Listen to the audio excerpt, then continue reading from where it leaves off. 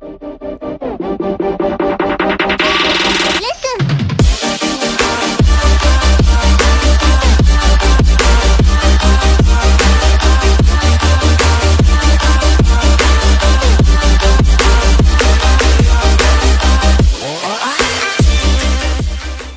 War is upon us. It has been unfolding in slow motion for years. The only question now is who will get blamed. Humans tend to view each stage of history in isolation. As a result, they rarely see the chain reactions that build over decades, until a flashpoint catches their attention. September 11th, 2001 was one such flashpoint. You could make the case that this was where it all began. There's some truth in that, but it's also an oversimplification. I mean, let's remember here, the people we are fighting today, we funded 20 years ago. And we did it because we were locked in this struggle with the Soviet Union. They invaded Afghanistan, and we did not want to see them control Central Asia. And we went to work. And it was President Reagan, in partnership with the Congress, led by Democrats, who said, you know what, sounds like a pretty good idea.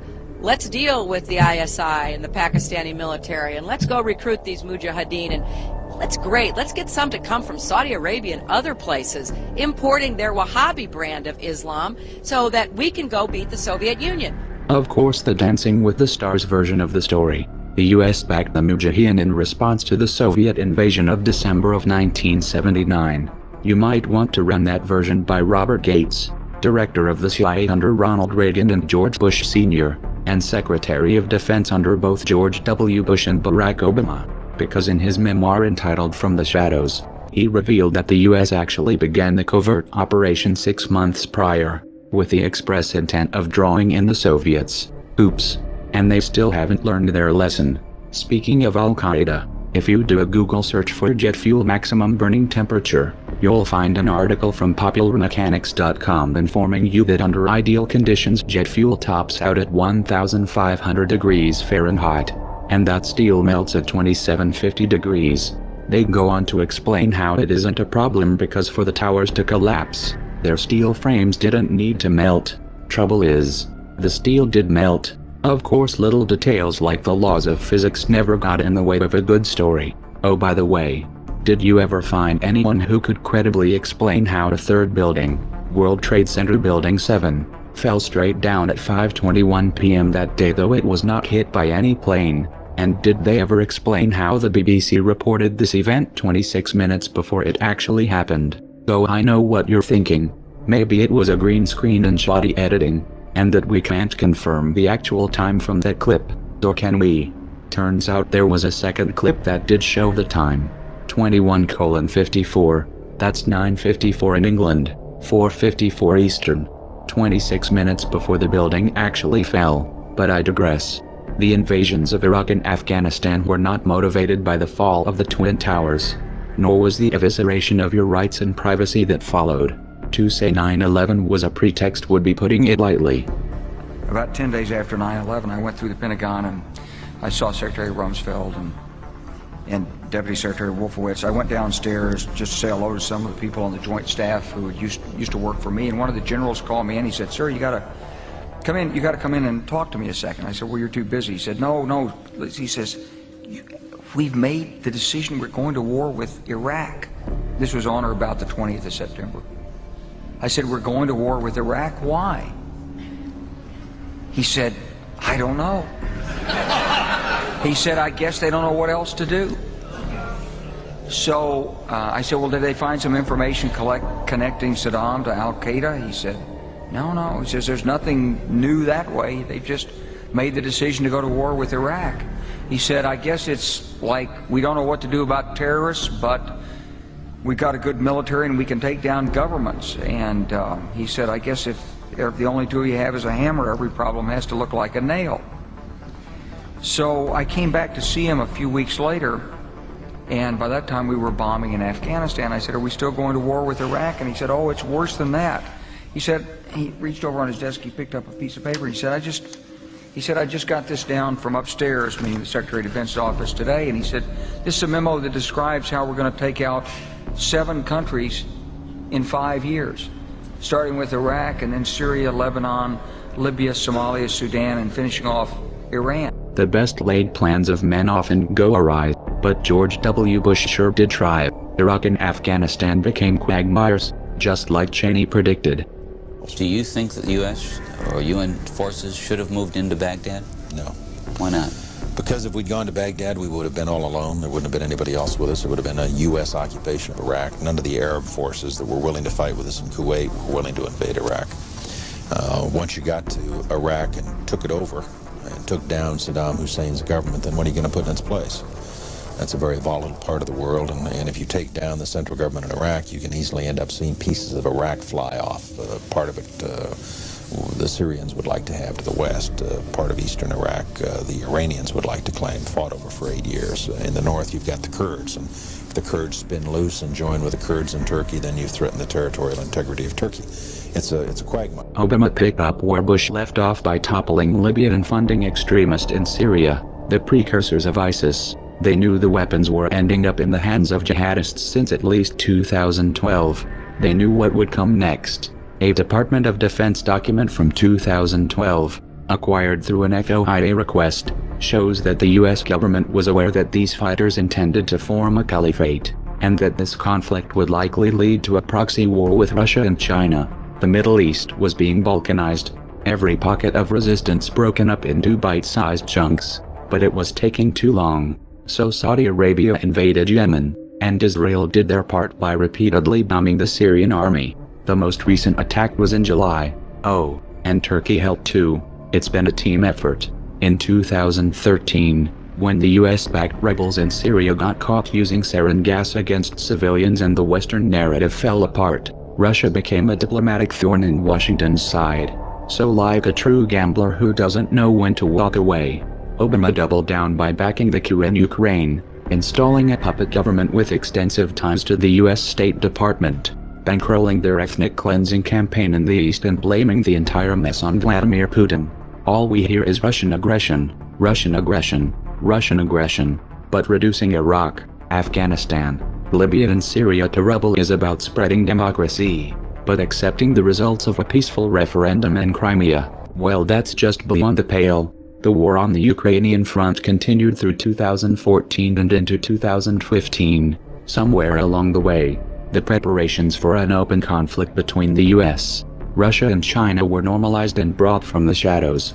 Open threats were leveled in full view. Coverage was predictably one-sided.